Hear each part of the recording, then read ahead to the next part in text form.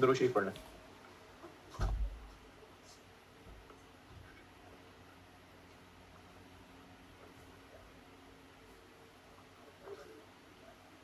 कल कौन सा क्या था? Spring 23।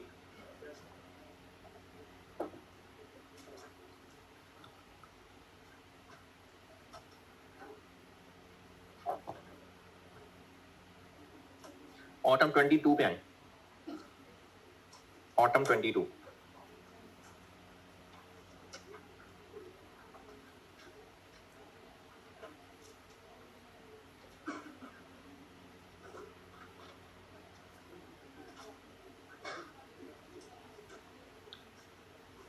Discuss how the following should be dealt with.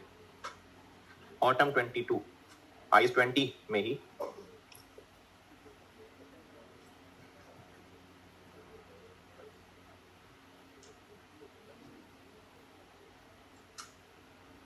सवाल मिल गया? तो इसकी रिक्वायरमेंट, इसकी पहली ही लाइन है, discuss how the following should be dealt with. चलें एक एक करके चलते हैं। ए पढ़ लें।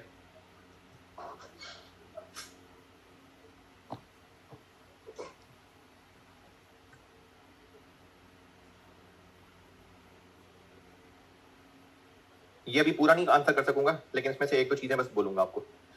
ए पढ़ लें।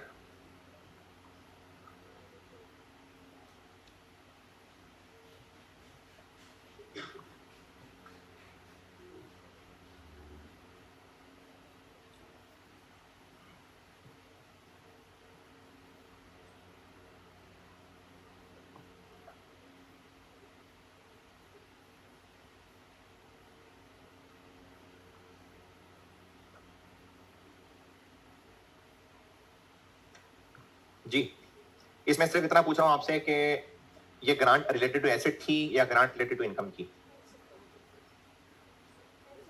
Excel received a government grant to set up a plant, तो ये ग्रांट रिलेटेड टू एसेट थी। अच्छा, इसकी प्लांट की लाइफ बताइए? नहीं, लेकिन साथ एक कंडीशन लगाई हुई है कि एम्प्लॉइज को 5 साल तक रखना है अपने पास। तो दूसरा सवाल मेरा यह है कि अगर हम इस ग्रांट को अलग डेफर्ड इनकम बनाएं तो उसको इनकम कितने अरसे पे फैलाएं? 5 साल पे? वो 3 कुछ नहीं है, ये तो 3 साल पुराना वाक्य बता रहे हैं। 5 साल पे या प्लांट की लाइफ पे? वो प्लांट की लाइफ पे कल भी हुई थी ये बात, प्लांट की लाइफ के ऊपर। कल सवाल जो आपने खुद अपने मुबारक हाथों से लिखा था उसमें मैंने ऐसा ही पॉइंट डाला था। अगर ग्रांट प्लांट के लिए मिली है और एक सेकेंडरी कंडीशन है कि एम्प्लॉइज को भी 4-5 साल तक रखना है, तो ग्रांट को प्लांट से मैच कराना है, एम्प्लॉइज का नहीं मैच कराना उससे। ग्रांट को प्लांट से मैच कराना है तो प्लांट की लाइफ के ऊपर डेप्रिसिएशन से मैच करवाना है। अरे तो एकदम नहीं लगा, भूल गए सब।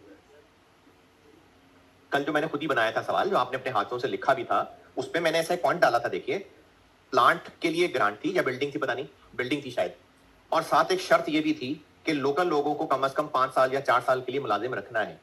तो हमने इस ग्रांट को उस 5 साल पे नहीं इनकम बनाना, क्योंकि ग्रांट रिलेटेड टू बिल्डिंग थी, तो उसको बिल्डिंग की डेप्रिसिएशन से मैच करवाना है।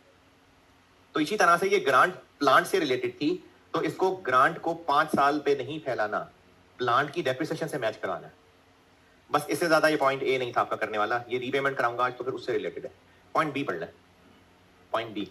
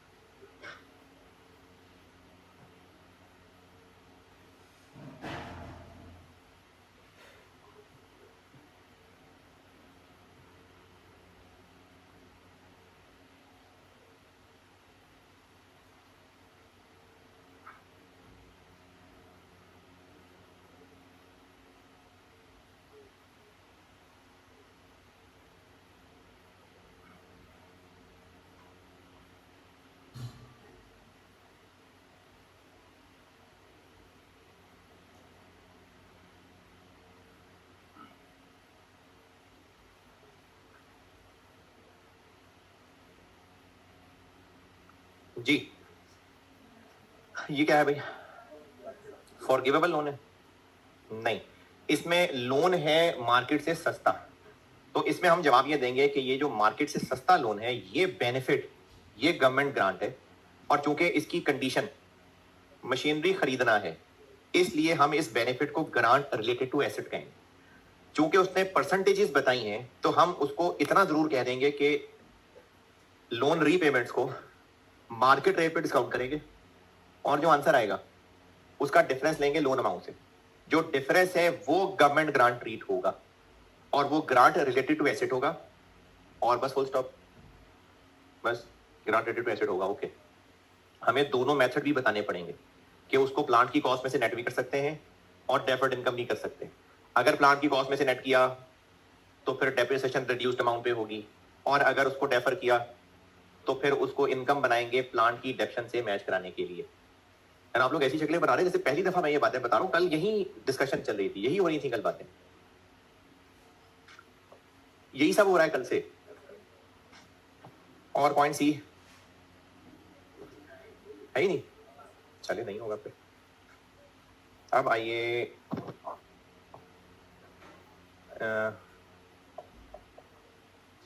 ऑटम 20 है, इससे अगला क्या है? 19 ही है, ठीक है। नहीं, एक और भी है, वो शायद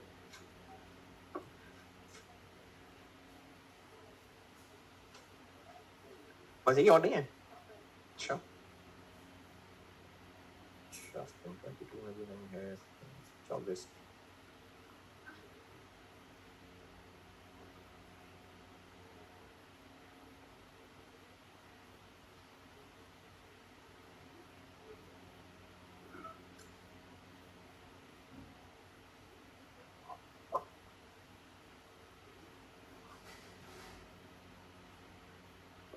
ये मिक्सचर में था, ठीक है।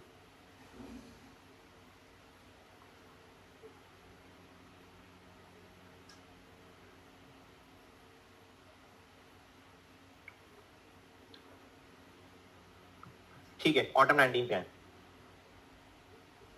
ऑटम 19 रिक्वायरमेंट किधर है इसकी? पहली line, discuss how the following should be dealt with. चलें एक एक करके चलते हैं। पॉइंट ए पढ़ लें।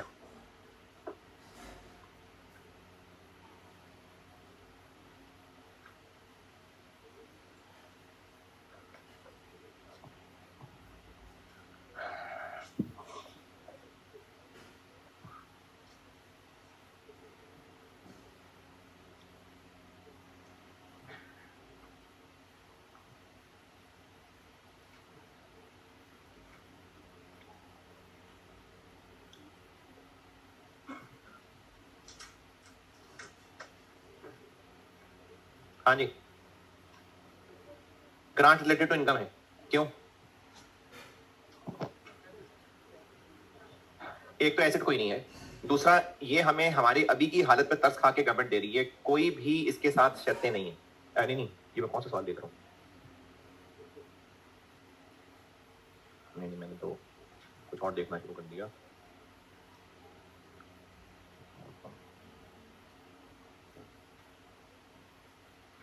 हाँ, ये जो ग्रांट मिल रही है हमें किस लिए मिल रही है?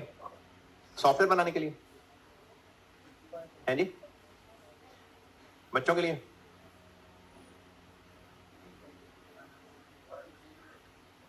इसमें ना एक पहला सेंटेंस कि हम सॉफ्टवेयर लेना चाह रहे हैं, इससे शक पड़ता है कि ये ग्रांट रिलेटेड टू एसेट है। लेकिन जो उसने कहा है ना, the purpose of the grant is to help the entity to meet its general financing requirement, और जो उसने कहा है देयर आर नो कंडीशंस, इस वजह से ये इमीडिएट फाइनेंशियल सपोर्ट, क्योंकि कोई कंडीशंस ही नहीं है, जनरल फाइनेंसिंग रिक्वायरमेंट पूरी करने के लिए और नो कंडीशंस, तो इस वजह से ये ग्रांट रिलेटेड टू इनकम है और इसको हम लोग फॉरेन इनकम बना लेंगे। ये पॉइंट ए इतना अच्छा ड्राफ्टेड नहीं है, ये पहली अटेम्प्ट थी, इससे पहले आईएस 20 सिलेबस में नहीं था, तो ये पॉइंट ए इतना अच्छा ड्राफ्टेड नहीं है, ये थोड़ी सी एम्बिग्विटी है इसके अंदर। लेकिन जितनी अंग्रेजी लिखी हुई है उसमें से हल निकाल रहा हूं कि एक तो ये बात कि जनरल फाइनेंसिंग और दूसरा नो कंडीशंस, तो इसलिए ये इमीडिएट फाइनेंशियल सपोर्ट। दूसरा बी,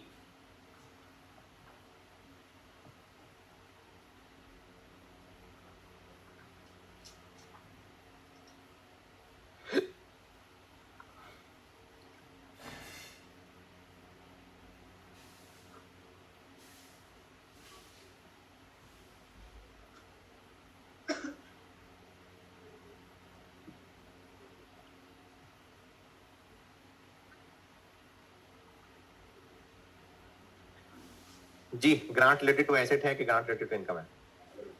कैसे? तकरीबन ऐसा ही सवाल कल भी किया था। एक मैन्युफैक्चरिंग एंटिटी की बात हो रही है कि उन्होंने एक अनएम्प्लॉयमेंट, बिल्कुल सेम अंग्रेजी लिखी हुई थी, एक अनएम्प्लॉयमेंट वाले एरिया में प्लांट सेटअप कर लिया, इसके लिए नहीं ग्रांट मिली।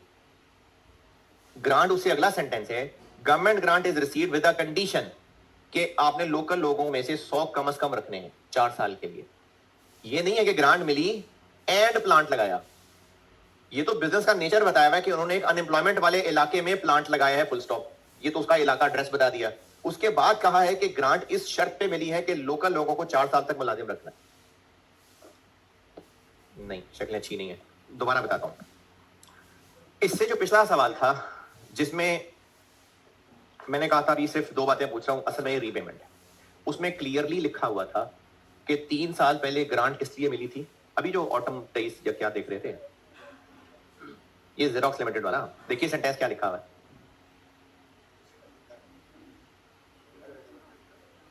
किस लिए मिली थी? To set up a plant. Clearly लिखा हुआ है कि वो ग्रांट मिली थी प्लांट सेटअप के लिए। उसके अलावा एक कंडीशन थी कि लोकल लोगों को नौकरी पे रखना है। लेकिन ऑटम 19 में क्या लिखा है? कंपनी ने प्लांट सेटअप कर लिया, अब उसके बाद ग्रांट का जिक्र हो रहा है। तो इन दोनों को कंपेयर करके फर्क देखें। अगर हमें ग्रांट मिल रही है to set up a plant, to purchase a plant, तो ये प्लांट के लिए। पहला सेंटेंस तो जस्ट इस कंपनी का एड्रेस बताया हुआ है। जो कल मैंने क्लास में किया था शायद स्प्रिंग 23, उसमें भी बिल्कुल यही सेंटेंस था कि एक हाई अनएम्प्लॉयमेंट वाले इलाके में कंपनी ने प्लांट सेटअप किया है और गवर्नमेंट चाह रही है कि लोकल लोगों को हायर किया जाए।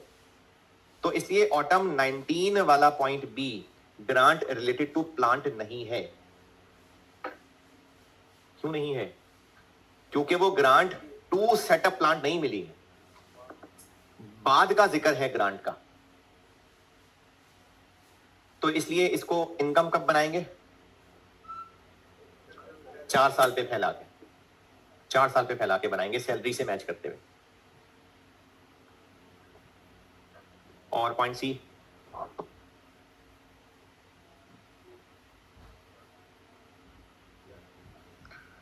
हाँ जी, हम कहेंगे कि गवर्नमेंट ग्रांट नहीं है क्योंकि इसके ऊपर कोई वैल्यू प्लेस नहीं हो सकती और ये सिर्फ डिस्क्लोज होगा। ये पहले लेक्चर में बताया था आपको, अगर रजिस्टर का पेजेस पलट के देखेंगे ना, पहला ही पेज, ये तब बताया था।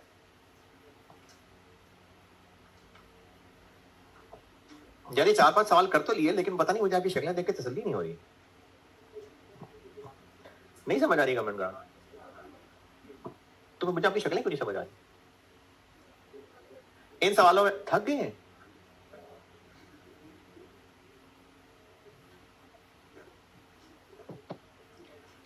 गवर्नमेंट ग्रांट की अकाउंटिंग डन। अब इस आईएएस का अगला हिस्सा है कि गवर्नमेंट को हमने तंग बहुत किया तो गवर्नमेंट ने पैसे वापस ले लिए। Accounting for repayment of grant. अब गवर्नमेंट को कर देते हैं पैसे वापस। अच्छा, गवर्नमेंट ने अगर दिए ही इसलिए होते कि ये 10 साल बाद वापस कर देना, तो फिर वो ग्रांट नहीं होती, फिर वो लोन होता। ग्रांट दी थी गवर्नमेंट ने, वापस नहीं लेनी थी, तो फिर आप क्यों मांग रहे हैं वापस? हरकतें सही नहीं होंगी, हमने कंडीशंस पूरी नहीं की होंगी, इसलिए गवर्नमेंट वाले हमसे पैसे वापस मांग रहे हैं। तो अगर गवर्नमेंट वाले हमसे पैसे वापस मांग लें तो जो हम ग्रांट की अकाउंटिंग करते आ रहे थे उसको सब रिवर्स कर देंगे? नहीं, कुछ ना कुछ तो करना पड़ेगा। तो इसकी अकाउंटिंग सिखाता हूं। उससे पहले ये बता दूं कि हमने ये गवर्नमेंट ग्रांट वापस करने की अकाउंटिंग करनी कब है। तो गवर्नमेंट ग्रांट की रिकग्निशन कब होती थी? जब रीजनेबल एश्योरेंस हो कि ग्रांट मिल जाएगी। तो अब अगर ग्रांट हमें वापस करनी पड़ रही है तो इसकी अकाउंटिंग कब करेंगे? जब कंडीशन ब्रीच हो जाएंगे।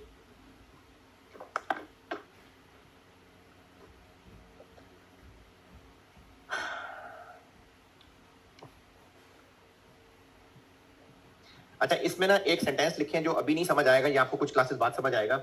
ये सेंटेंस सिर्फ और सिर्फ एमसीक्यूज के लिए है, अभी ये समझ नहीं आएगा क्योंकि मैं इसमें IAS 8 का जिक्र करने लगा, वो तो पढ़ाया नहीं अभी।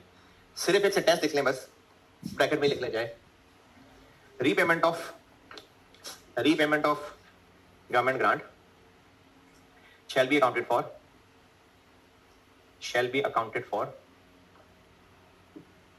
as a change in accounting estimate as per IS 8. Change in accounting estimate as per IS 8.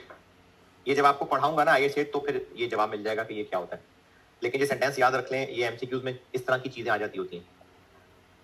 अंग्रेजी दोबारा बता रहा हूं, repayment of government grant shall be accounted for as a change in accounting estimate as per IS 8.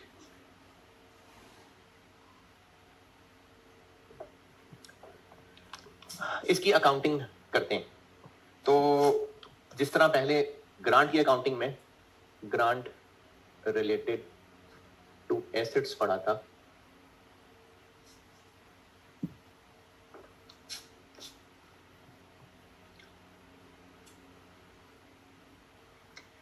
Grant related to asset, इसकी accounting के दो तरीके थे, तो इसलिए रीपेमेंट के भी वही दो तरीके।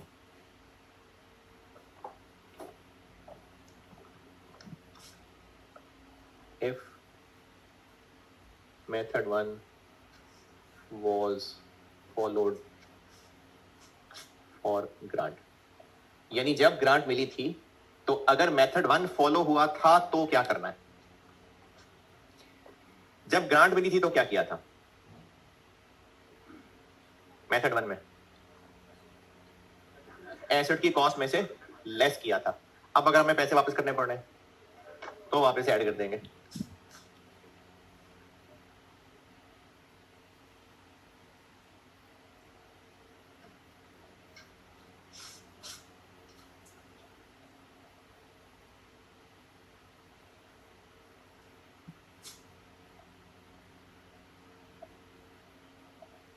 एसेट में वापस ऐड कर देंगे और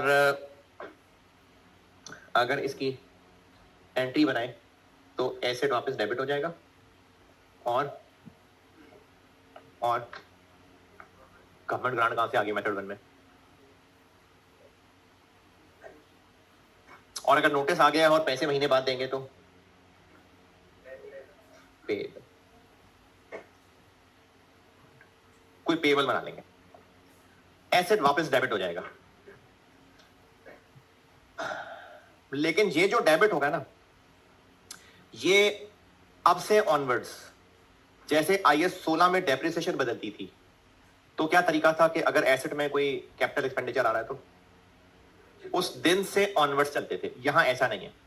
अब हम ये करेंगे कि पैसे वापस करने पड़ रहे हैं, एसेट को हम बढ़ा रहे हैं, हम एक एडजस्टमेंट कैलकुलेट करेंगे और उस एडजस्टमेंट को फौरन के फौरन डेप्रिसिएशन के नाम से एक्सपेंस बना देंगे।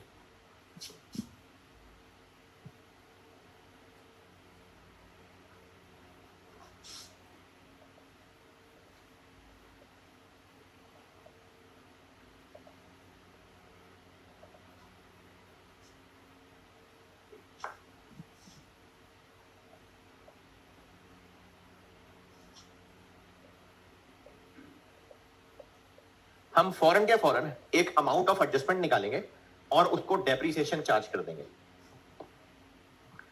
यहां मैं लिख रहा हूं, अभी ये वैल्यूज ना लिखिएगा, सवाल ही कराऊंगा आपको, इसलिए ये वाली बात ना लिखिएगा। हमें ग्रांट मिली थी 500 मिलियन की और उसको हमने ईयर 1 में नहीं, हमने एसेट खरीदा था 500 का और 300 की ग्रांट मिल गई थी, तो उसको फिर 3 साल गुजर गए थे और उसको 20-20 डेप्रिशिएट करते आ रहे थे। कितना रह गया 140। लेकिन गवर्नमेंट ने हमारी हरकतों को देख के हमसे आधे पैसे वापस मांग लिए। कितने दिए थे गवर्नमेंट ने 300, तो उसने हमसे 150 वापस मांग लिया। अब 150 वापस करना, बल्कि आपको वो बाकी 150 कंफ्यूज करेगा, 100 वापस मांग लिया। 100 गवर्नमेंट का 100 हमसे वापस मांग लेना हमारी नजर में ऐसे ही है कि जैसे हमें गवर्नमेंट ने दिए ही बस 200 थे। नहीं वो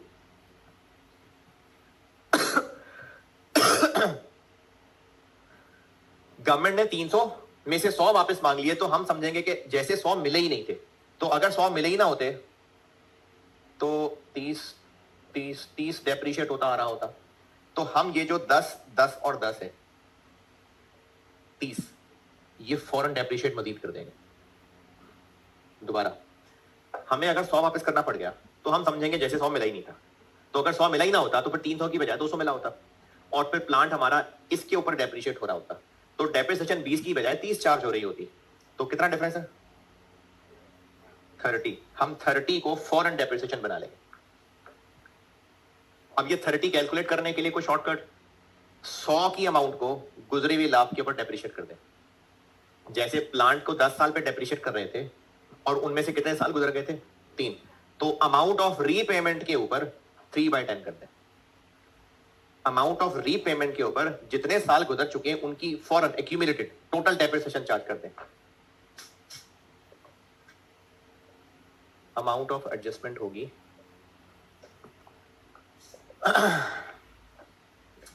total depreciation on the amount of repayment for period to date. यानी अब तक जो पीरियड गुजर गया उसकी अमाउंट ऑफ रीपेमेंट के ऊपर डेप्रिसिएशन।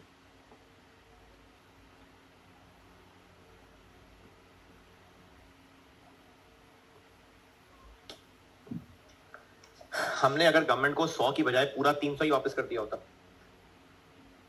तो पूरे 300 के ऊपर 3 साल की यानी 90 की हम एंट्री कर देते। अगर गवर्नमेंट को हमने 50 वापस किया होता तो 50 के ऊपर 3 साल यानी 15 से ही एंट्री कर दी। जो अमाउंट ऑफ रीपेमेंट है उस रीपेमेंट की अमाउंट पे गुजरे हुए सालों की जितनी डेप्रिसिएशन बनती है वो फौरन चार्ज कर देंगे। देखें अगर हमें पहले ही दिन 300 नहीं 200 मिले होते तो फिर इन गुजरे हुए सालों में इसकी डेप्रिसिएशन भी तो और चार्ज हुई होती ना। तो वो जो और चार्ज हुई होती वो हम सारी फौरन कर देंगे। तो जितनी अमाउंट ऑफ रीपेमेंट है उसके ऊपर जो डेप्रिसिएशन बनती है अब तक की वो फौरन डेप्रिसिएशन के नाम से चार्ज हो जाएगी। और ये एंट्री ये सब रीपेमेंट के ही दिन होंगे। यानी रीपेमेंट की एंट्री करेंगे और एडजस्टमेंट की एंट्री करेंगे। ये 2 एंट्रीज होंगी। ये है अगर मेथड 1 फॉलो हो रहा था तो।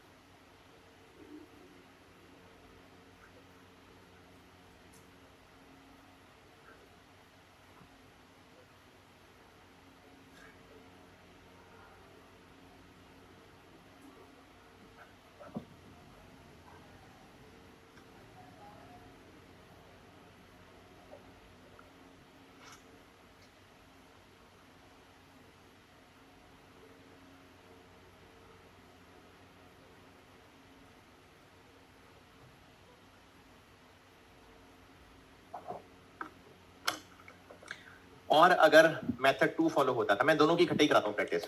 इसमें आपके जो भी सवाल रह गए होंगे वो हल हो जाएंगे भी इंशाल्लाह। अभी तो मैंने प्रैक्टिस नहीं कराई ना, आपको मेथड 2 लिख दूं फिर इसकी बिल्कुल प्रैक्टिस करा देता हूं, तसल्ली करा देता हूं।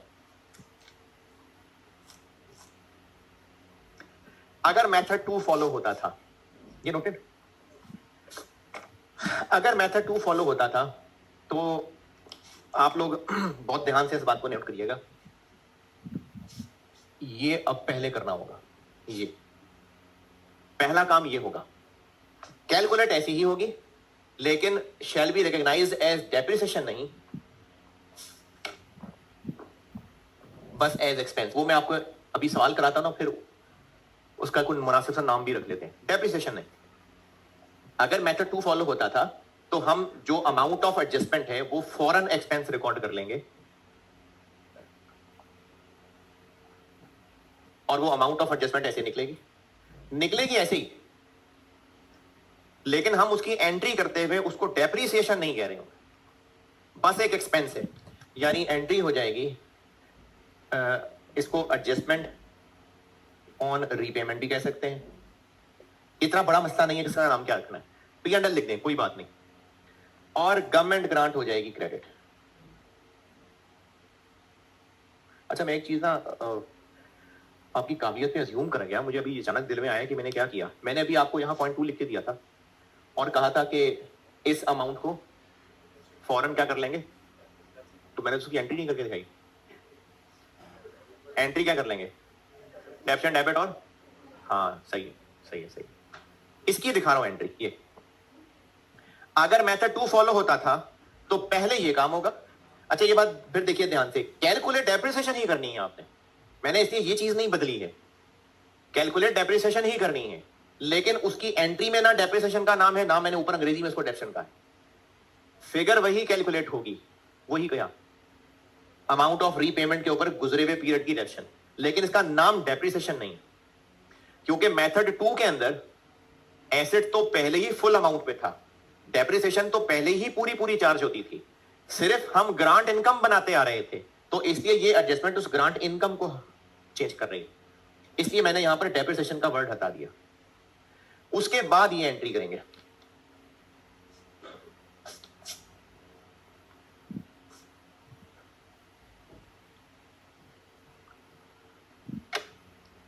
नंबर 2 काम करेंगे, repayment of grant will be recorded as follows। जब ग्रांट मिली थी तो क्या एंट्री की थी, मेथड 2 कैश या ग्रांट रिसीवेबल डेबिट किया था और गवर्नमेंट ग्रांट क्रेडिट की थी। अब वापस कर रहे हैं तो गवर्नमेंट ग्रांट वापस डेबिट कर देंगे। ये मैं आपको ना सवाल से प्रैक्टिस कराता हूं, अभी बगैर सवाल के मुश्किल मुश्किल हो रहा है, अंग्रेजी लिख लें। लेकिन अब देखिएगा मैंने .1 वो किया है, .2 ये, इसको नोट कर लें, फिर सवाल करते हैं।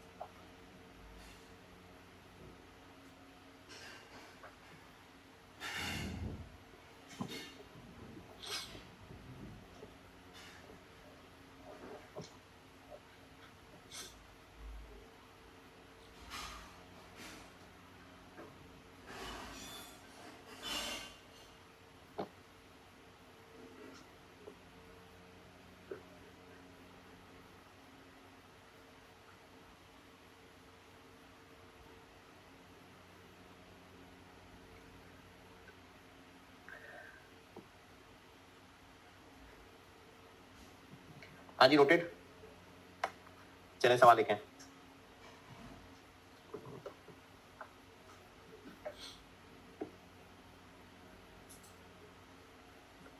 On 1 January, on 1st January 21, on 1st January 21, plant was purchased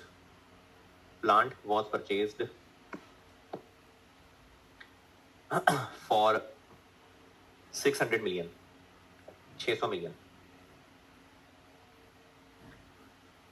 Estimated useful life of plant 10 साल।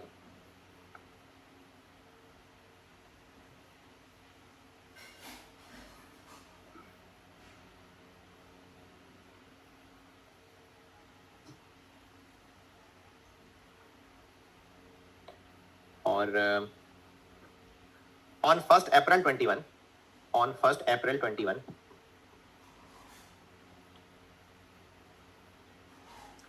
government grant of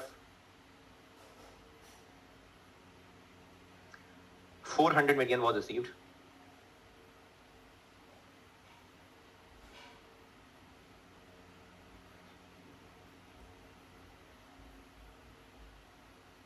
against this plant मिलते मिलते देर हो गई, लेकिन इसी प्लांट के लिए मिली है, against this plant.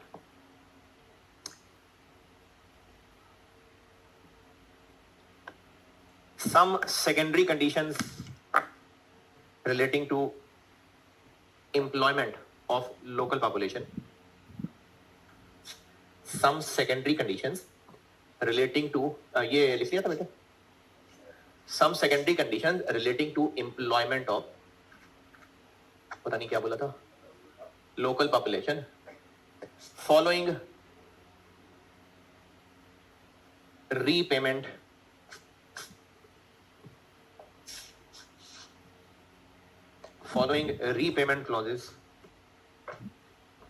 clauses terms क्या लें, following repayment clauses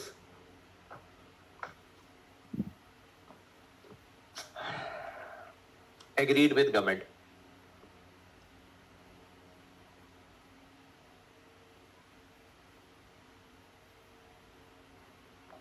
अब ये वो फॉलोइंग है.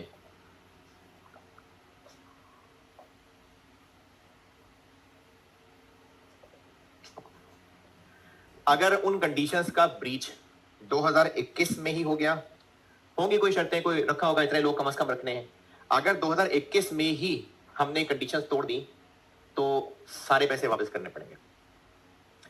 अगर हमने कंडीशंस तोड़ी जाके 2022 में तो 80% वापस करने पड़ेंगे. 2023 में तोड़ी तो 70%, और 24 में तोड़ी तो 50%. उसके बाद खैर है.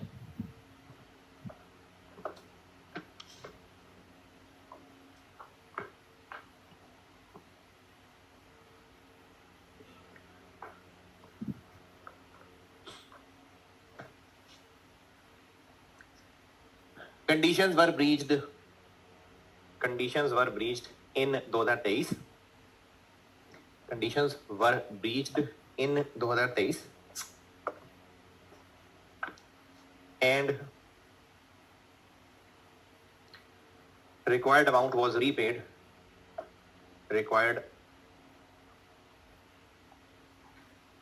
amount was repaid at end of 2023.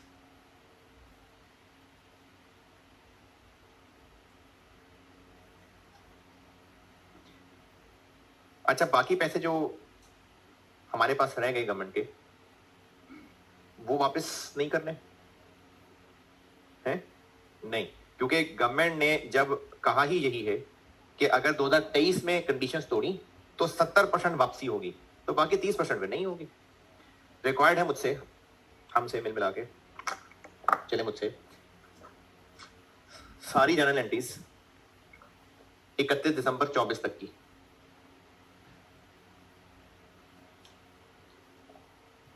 और जिनको सुस्ती होती है तो वो बस 23 और 24 की लिख लेना. मैं वर्किंग पूरी बना दूंगा और एंट्री ज़बानी बोलूंगा, तो जो मरने वाले होते हो वो बेशक सिर्फ 23 और 24 की कर लेना. दोनों मेथड फॉलो होते थे. पार्ट ए मेथड 1 फॉलो होता था, पार्ट बी मेथड 2 फॉलो होता था. 31 दिसंबर 24 तक की एंट्रीज रिक्वायर्ड है if part a method 1 follow होता था, पार्ट बी मेथड 2 फॉलो होता था. लाइव बताई मैंने, वर्किंग कर रहा हूं मैं बोर्ड पे. अगर मेथड 1 फॉलो होता था तो उसमें फिर हमने क्या किया था कि प्लांट में से ग्रांट को लेस किया होगा. तो 1 जनवरी 21 को हमें प्लांट मिला 600 का, और हमने फिर ग्रांट इसमें से लेस कर ली 400, तो ये रह गया 200.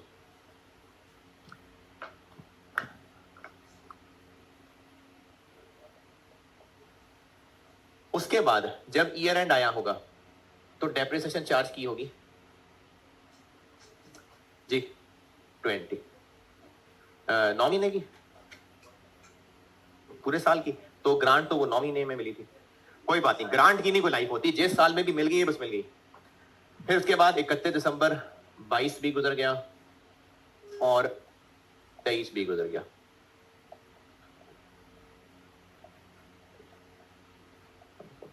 लेकिन अब जब 23 एंड हुआ है तो हमें गवर्नमेंट को पैसे करने पड़ रहे हैं वापस, कितने? 70% ऑफ 400, क्योंकि ग्रांट में से 70 वापस करने पड़ रहे हैं। तो 31 दिसंबर 23 को पहला काम तो हम करेंगे, इस रीपेमेंट को क्या एंट्री करेंगे? मेथड 1 फॉलो होता था, यही प्लान डेबिट करेंगे, कैश क्रेडिट हो जाएगा। और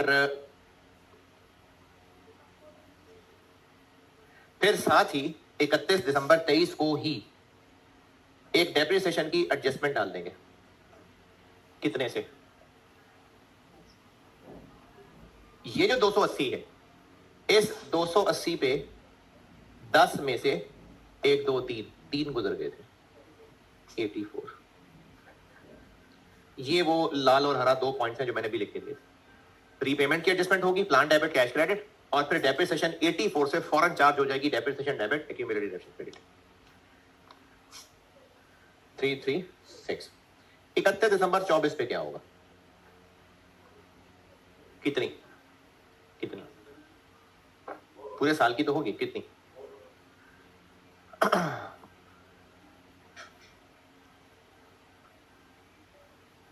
हाँ जी, अरे यार जवानी लगा दी सारी आए 16 में। 336 के पास कितनी जिंदगी रह गई है? 7, तो उसको 7 पे डिवाइड कर देंगे। 336 डिवाइडेड बाय 7, 48। ठीक, ये है अगर मेथड 1 फॉलो होता था तो।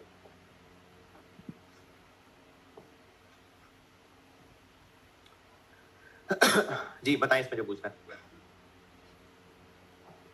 अब इसकी एंट्रीज 21 और 22 की एंट्रीज में कोई मुश्किल परेशानी? Plan debit cash credit, cash debit है जी, मेथड 1 फॉलो हो रहा है। Plan credit, depreciation debit accumulated depreciation credit, डेप्शन debit accumulated depreciation credit, depreciation debit accumulated depreciation credit.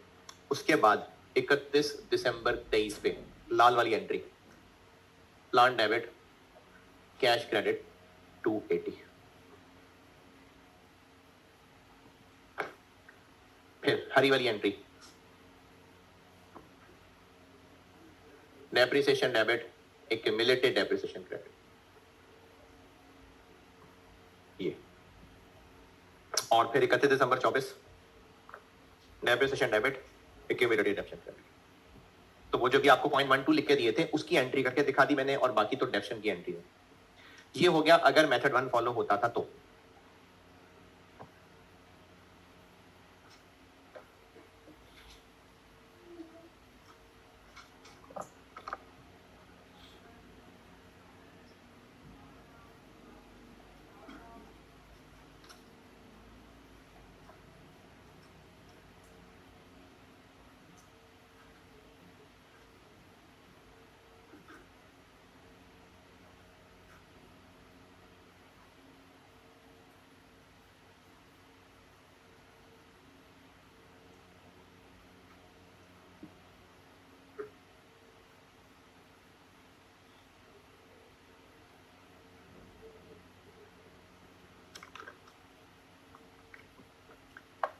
जी जनाब, मेथड 1,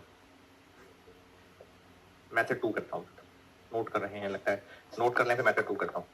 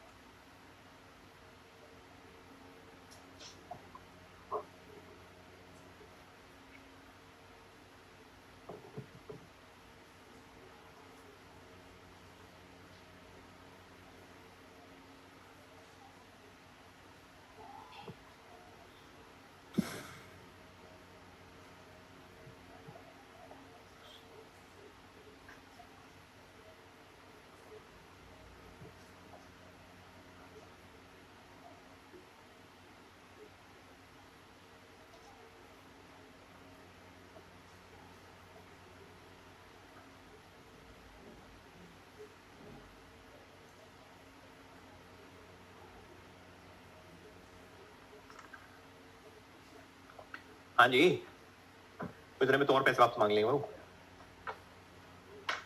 मेथड 2, अगर मेथड 2 फॉलो होता था, सिर्फ फर्क ये पड़ेगा कि हरा पहले आ जाएगा और लाल नीचे चला जाएगा, फिगर्स 84 ही रहेगी, बस सिर्फ इसकी जगह बदलेगी। अब अगर मेथड 2 फॉलो होता था तो ये कल परसों पता नहीं रिड्यूसिंग बैलेंस में भी बताई थी बात कि प्लांट और ग्रांट, और ये मैं सिर्फ ग्रांट का साथ देने के लिए कॉलम बना रहा हूं और कंपैरिजन के लिए बना रहा हूं, वरना हमें इसका कोई कॉलम नहीं बनाना पड़ता, हम तो सिर्फ ग्रांट ही की वर्किंग कर रहे होते हैं, सिर्फ कंपैरिजन के लिए, और ये अकेला अकेला ना फील करे, इसलिए कॉलम बना रहा हूं। 1 जनवरी 21 या साथ ही चलो 1 अप्रैल भी लिख लेता हूं। इनिशियली प्लांट आया 600, ग्रांट आई 400। फिर उसके बाद 31 दिसंबर 21 डेप्रीसिएशन चार्ज हुई और उधर इनकम चार्ज हुई, कितनी? 60 और 40। फिर उसके बाद 2022 गुजरा, डेप्रीसिएशन चार्ज हुई और इनकम बनी 60, 40, 480, 320। फिर एक साल और गुजरा, 31 दिसंबर 23, डेप्रीसिएशन चार्ज हुई और इनकम आई 40, 420 और 280। अब पहले हरा वाला फिर लाल वाला, पहले डलेगी एडजस्टमेंट, क्या एंट्री होगी उसकी? नहीं, डेप्रिसिएशन नहीं होगी एंट्री, अमाउंट 84 ही निकलेगी, अमाउंट 84 ही निकलेगी, यानी 280 की अमाउंट पे आप गुजरे हुए 3 साल की डेप्शन कैलकुलेट करेंगे, लेकिन नाम उसका डेप्रिसिएशन नहीं है, वो एक लॉस ऑन एडजस्टमेंट भी कह सकते हैं आप उसको, वो डेबिट और government grant credit 84 add credit, और ऐसा करने से ये बन गया 364। और फिर लाल वाली क्या एंट्री होगी? लाल वाली एंट्री क्या होगी? रीपेमेंट की एंट्री क्या होगी? Government grant debit cash credit. ये 280 ये 280 नहीं, ये दोनों इत्तेफाक से बराबर है, इसलिए इत्तेफाक से बराबर है कि 10 में से 3 साल गुजरे हुए थे तो ये 70% नजर आ रहा था और ग्रांट भी 70% वापस हो रही है, इसलिए ये दोनों इत्तेफाक से बराबर है, वरना ये वाला नहीं है। अगर मैं ग्रांट रीपेमेंट की अमाउंट कुछ और कर लूं, ऊपर फिर भी 280 आ रहा होगा, तो इसलिए ये इत्तेफाक से। यहां पर यहां ऐड क्यों किया? प्लांट डेबिट कैश क्रेडिट, तो प्लांट में ऐड हो गया, डेप्रिसिएशन चार्ज की, यहां पर हमने एडजस्टमेंट करके गवर्नमेंट ग्रांट को क्रेडिट किया है, इसलिए मैंने ऐड किया है, और रीपेमेंट की एंट्री में गवर्नमेंट ग्रांट को डेबिट किया है, इसलिए लेस किया, और उसके बाद ये 420 और अब 31 दिसंबर 24 डेप्रिसिएशन और इनकम। डेप्रिसिएशन तो वही 60 ही रहेगी, क्यों? क्योंकि इस कॉलम में तो फर्क ही कोई नहीं पड़ रहा। इनकम कितनी आएगी अब इस 84 के पास 7 साल रह गए हैं,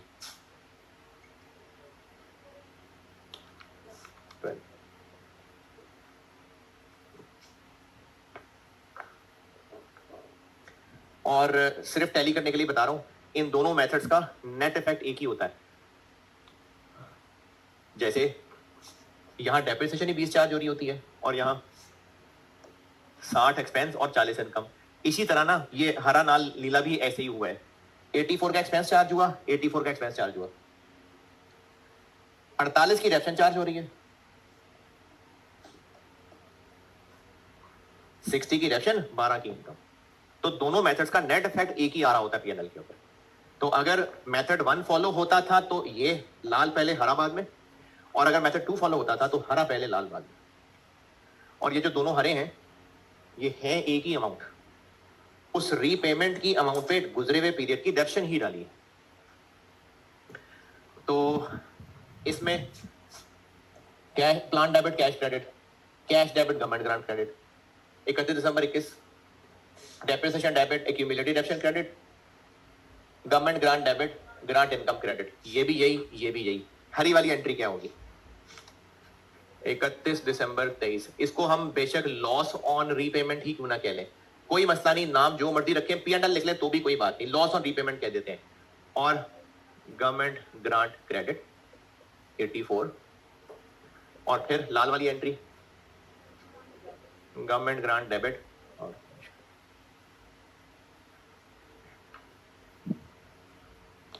और अगले साल depreciation debit, accumulated depreciation credit, government grant debit, grant income credit. तो ये लाल और हरी वाली एंट्री दोनों मेथड में।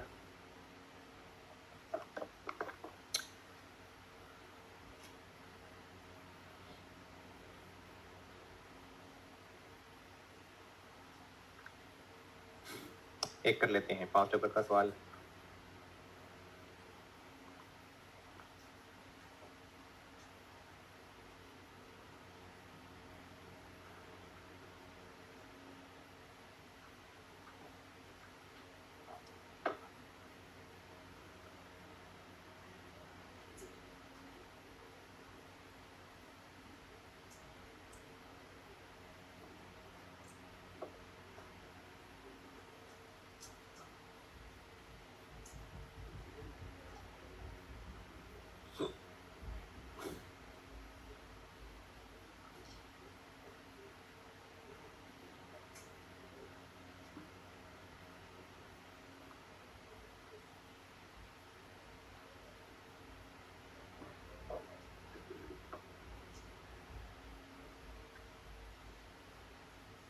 ये नोटेड? चले नोट कर लें तो ऑटम 23 पे आ जाइएगा। और मुझे लगता है कल शायद ये बुक में नहीं था, पेपर शेयर किया था। ऑटम 23 देखिए है आपकी किताब में, शार्क लिमिटेड।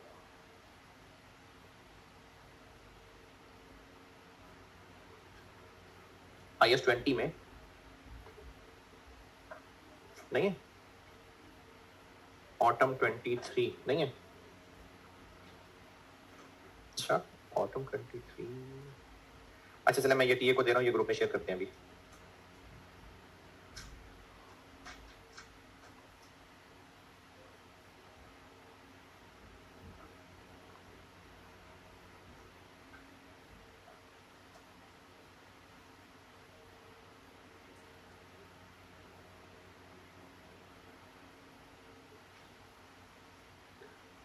लेटेस्ट बुक में भी नहीं है। अच्छा देखें, इसमें ना इंडेक्स में होगा मिक्स्ड आईएस करके शायद थी, उसके अंदर तो नहीं आ रहा चैप्टर में। इंडेक्स में देखिए मिक्स्ड आईएस करके कोई चैप्टर होगा शायद, उसमें तो नहीं प्रिंट हुआ हुआ।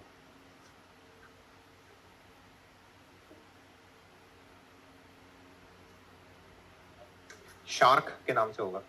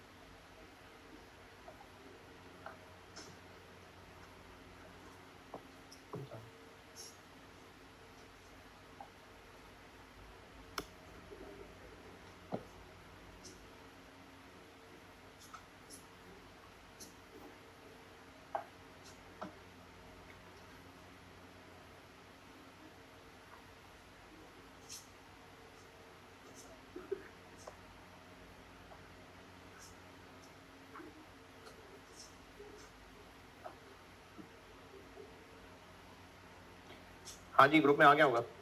इसमें आपने क्वेश्चन 5 खोलना है। क्वेश्चन 5 पढ़ ले, मैं करता हूँ।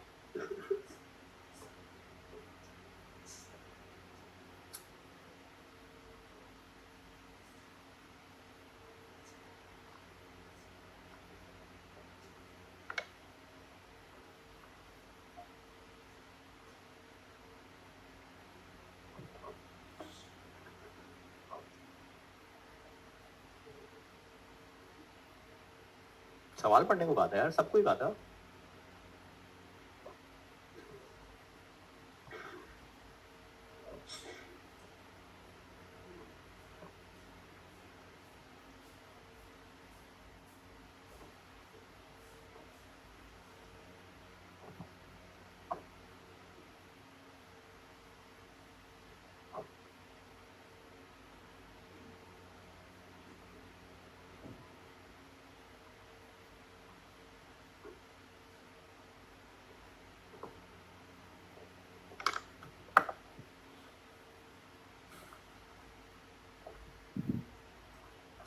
बता दूं?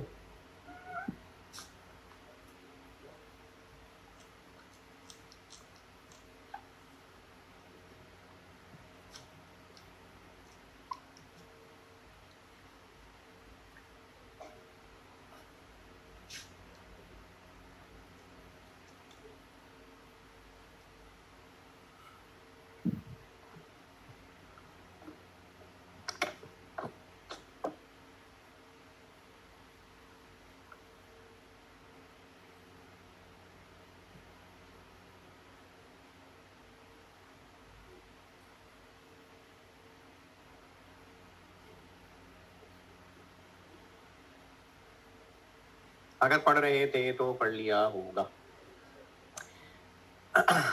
2019 में प्लांट लगाया था, लेकिन ग्रांट मिली थी 20 में। 19 में चल रहे होंगे मसले, नहीं हुई होगी अप्रूव, तो 19 तो ऐसे ही गुजर गया था। ग्रांट 20 में मिली है। करना बहरहाल उसको डेप्रिसिएशन से मैच ही है।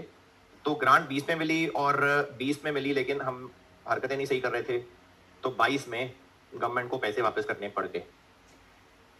पूछा है इनकम स्टेटमेंट और एसओएफपी के एक्सट्रैक्ट्स, और ये पता नहीं मैंने पहले कभी जिक्र किया था कि नहीं किया था।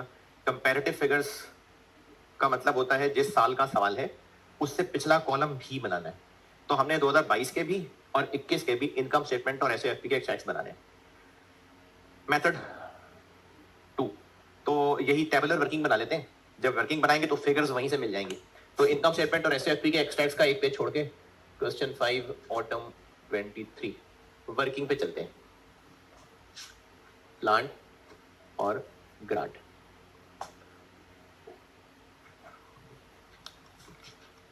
फर्स्ट जनवरी 19 को प्लांट आया 300 का, तब नहीं थी ग्रांट। 31 दिसंबर 19 डेप्रिसिएशन चार्ज हुई 300 के पास 6 आरवी भी है, तो डेप्रिसिएशन कितनी हो गई 45, और ग्रांट नहीं है तब 255। फिर 1 जनवरी 20 को आ गई ग्रांट, कितनी 160। अब जो 2020 है उसमें फिर ये दोनों है। 31 दिसंबर 20 डेप्रिसिएशन तो यही होगी, लेकिन ग्रांट को इनकम के लिए डिवाइड कितने पे करूं 5 पे, क्योंकि 1 साल तो पहले ही गुजर गया हुआ था। ग्रांट ने आने में देर कर दी कोई बात नहीं, लेकिन है ही 5 साल, तो इसलिए इसको हम बांटेंगे 5 पे। 32। फिर आगे चलें। फिर क्या हुआ 2021 भी गुजर गया, खैर खैरियत से 2021 भी गुजर गया। 31 दिसंबर 21 डेप्रीसिएशन और इनकम 45 32 165 96 7 31 दिसंबर 21। उसके बाद 2022 में हमने पैसे कर दिए वापस। अब इसमें आपकी मर्जी है, आप ये भी कह सकते हैं कि 2022 के शुरू में वापस कर दिए, एंड पे कर दिए, जैसे मर्जी कर लें, तो शुरू में ही वापस कर देते हैं, फर्क कोई नहीं पड़ेगा, एंड आंसर वही रहेगा। एंड आंसर वही रहेगा, फर्क नहीं पड़ेगा। आप इसको एंड पे भी वापस कर सकते हैं, शुरू में भी कर सकते हैं, कोई मसला नहीं है। शुरू में ही कर रहा हूं मैं वापस। कितने पैसे वापस करने पड़ गए? 100। Method 2, method 1, method 2। पहले हरा वाला कि पहले लाल वाला? पहले हरा वाला। तो 1 जनवरी को ही ले लेते हैं, डालेंगे एडजस्टमेंट, और एडजस्टमेंट होगी जितनी अमाउंट रीपे हो रही है 100। अच्छा, अब ना इस 100 को कितने साल गुजर गए? 2 के 3? 2, क्योंकि ग्रांट की कहानी 20 से आई है, 19 में थी नहीं ग्रांट की कहानी, वरना डेप्रिसिएशन तो 3 साल गुजरे, लेकिन ये सारी कहानी शुरू ही 20 से हुई है, 19 तो बगैर ग्रांट के बोरिंग गुजर गया। तो इसलिए 2 और बाय 5, इसलिए। वरना अगर ग्रांट भी आ गई होती पहले तो हम जरूर 6 साल लेते और 3 साल लेते। कितनी? 40 एंट्री क्या बनी? एडजस्टमेंट या लॉस ऑन रीपेमेंट डेबिट और गवर्नमेंट ग्रांट क्रेडिट, इसमें हो जाएगी ऐड 136। और फिर लाल वाली government grant debit cash credit.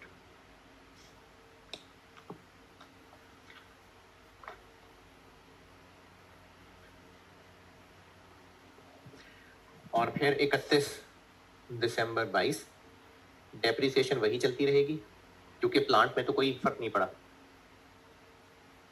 और ग्रांट इनकम के लिए 36 के पास जिंदगी रह गई 300।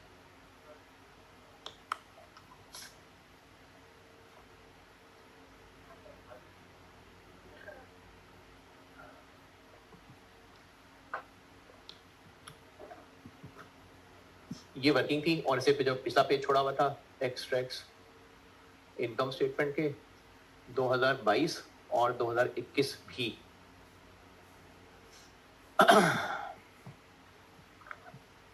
ये 21 है और ये 22 है।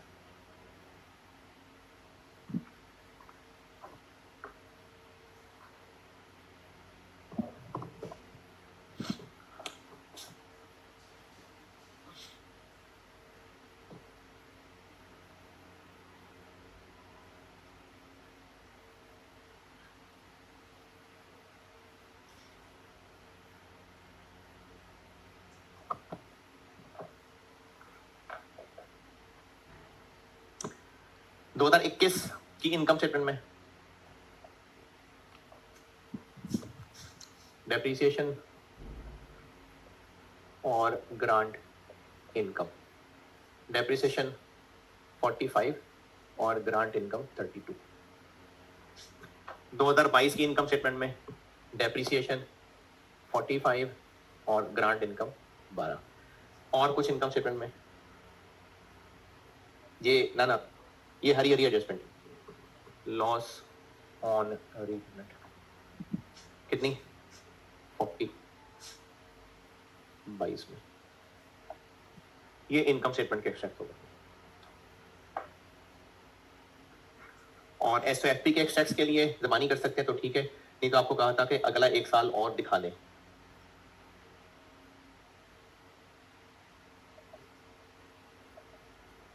करंट नॉन करंट के लिए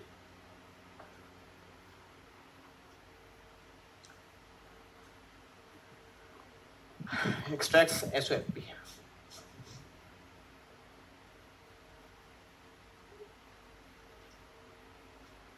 दो 2022-2021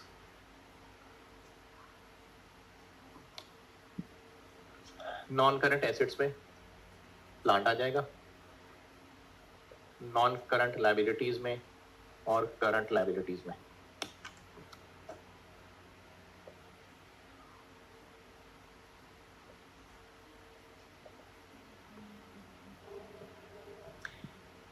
इक्कीस के एंड पे प्लांट कितना? 165 और 22 के एंड पे 120।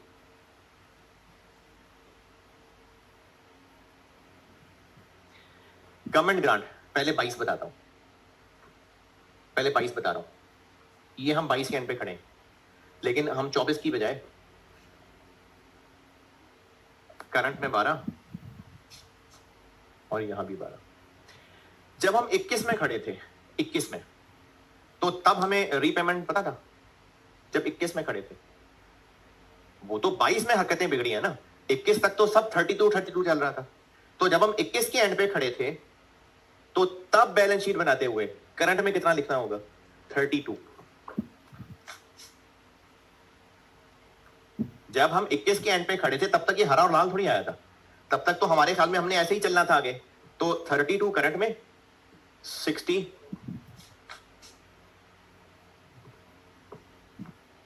देखें, जब हम 2022 में आ गए हैं ना वाकई, तब तो हो गया ये हरा लाल। लेकिन अब हम यहां खड़े होके 24 को करंट नॉन करंट में तोड़ रहे हैं। जब 21 के एंड पे खड़े थे, तब तक कोई हरा लाल नहीं था। तब तक हमें यही लग रहा था कि अगले साल भी कितनी इनकम बनेगी? 32। उसके बाद 64 रह जाएगी। तो वो करंट 64 और 32 तोड़ा था।